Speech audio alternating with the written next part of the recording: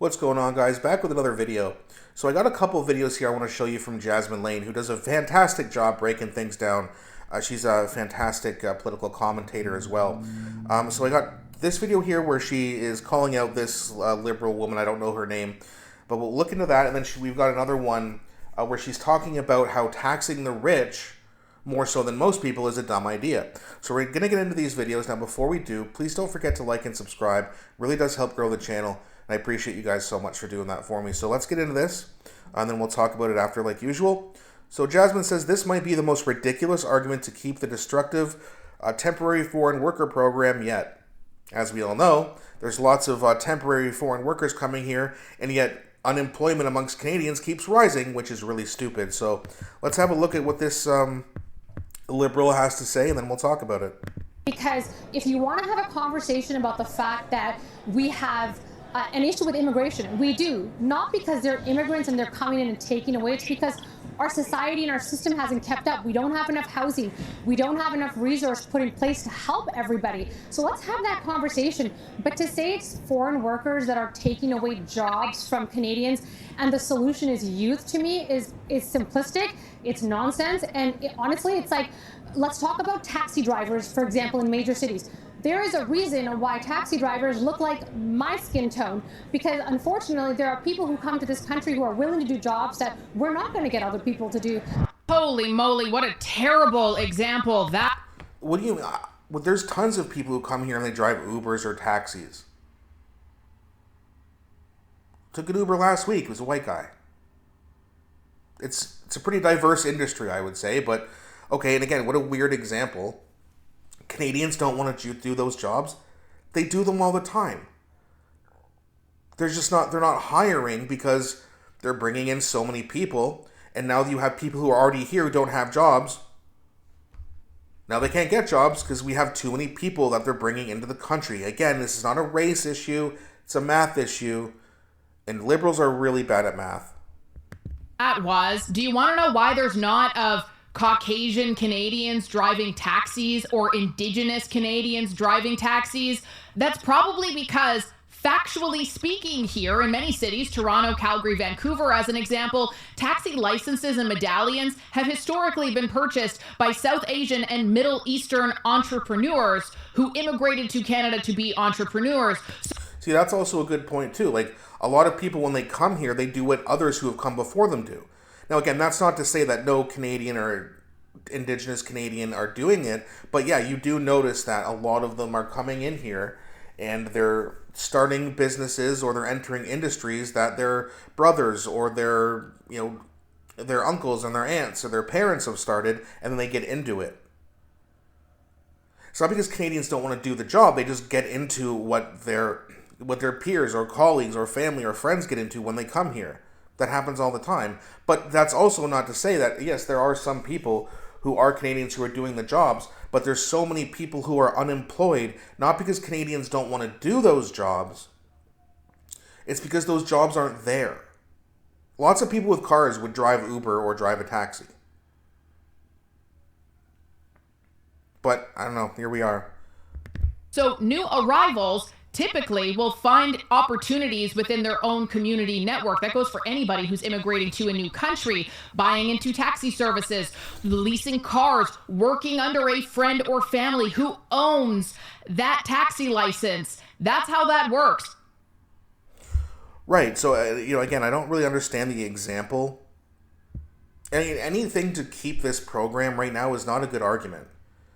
The youth unemployment amongst men is 22%. It's way too high.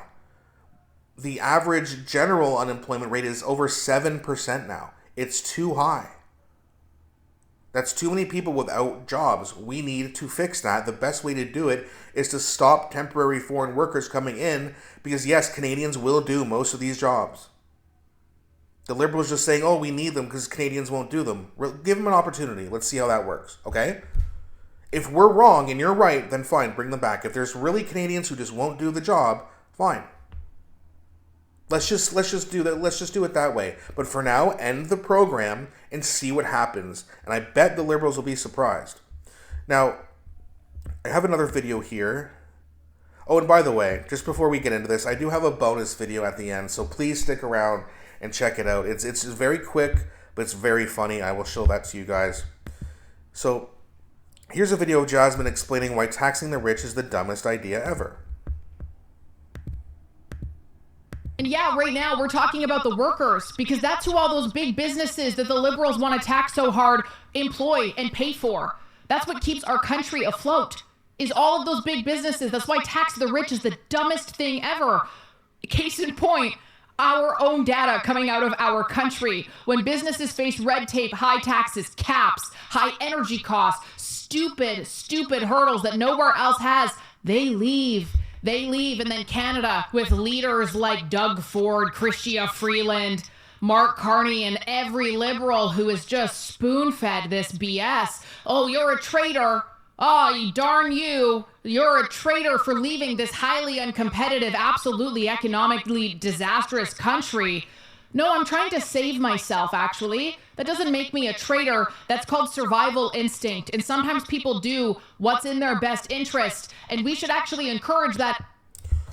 Right. It's like, stay here or else you're a traitor. It's like, well, if I stay here, I'm going to get taxed to death. And I'm not going to have a business. I'm going to save my business so that I have something for the future because you guys keep taking from me.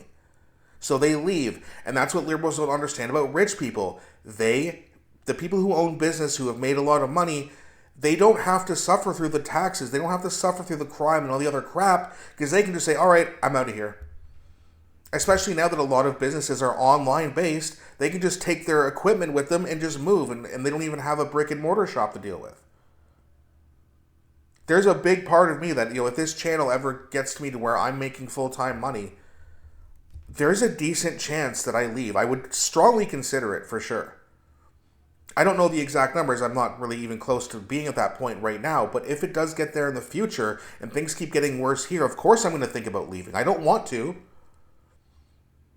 But if I have to get out of potential poverty, I will. I don't know what the taxes are like in Tennessee. Of course I need to do the research if it comes to that. But hopefully it doesn't. And I'm still, having hope that we can get the change we need so we can make this country prosperous, just like it used to be. But we don't get that anymore. And if it continues that way, and this makes money, especially if Bill C-63 tries to come shut me down and other people's channels down, of course we're going to leave. We're not going to let the government take our business or tax us into poverty. It's only us, the middle class or the poor, that has to suffer. That's what people don't seem to understand. It's very frustrating. But either way, if push comes to shove, if they force me to leave and I can, I'm going to. But hopefully it doesn't come to that. Now, this video here I'm going to show you is just satire. It's hilarious. And this is from Christy over on X, Christy for Change. And she says, this next generation is going to be incredible.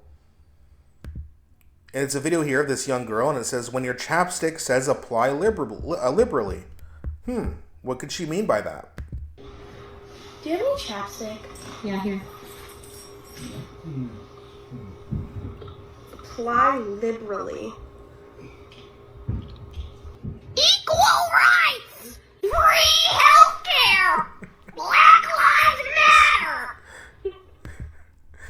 Matter! See, there is hope. The youth are starting to realize how insane modern liberals are becoming. That was hilarious. Apply liberally, so she starts screaming like a liberal maniac while she's applying the she's applying the chapstick. So I thought I'd share that with you guys. It's hilarious. Hope you enjoyed it. Hope you enjoyed this show, this episode. Thanks again so much for watching, and I'll be back shortly with a new one.